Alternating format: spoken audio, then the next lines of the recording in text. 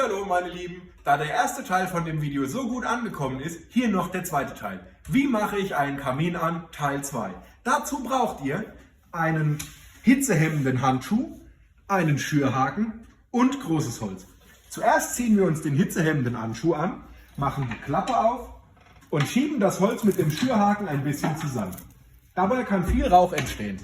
Dann machen wir die Klappe wieder zu, legen großes Holz nach, bis der Kamin schön voll ist. Wichtig, immer den Handschuh anziehen, weil die Klappe sehr heiß werden kann. Danach ist es noch wichtig, dass wir die Luftzufuhr regulieren. Ich mache hierzu die Ascheklappe zu, schiebe die Nachströmregler ein bisschen bei. Das sollte es gewesen sein. Hier das Endergebnis. An der Kamera war heute für euch der Simon. So rumdrehen, dein Gesicht filmen.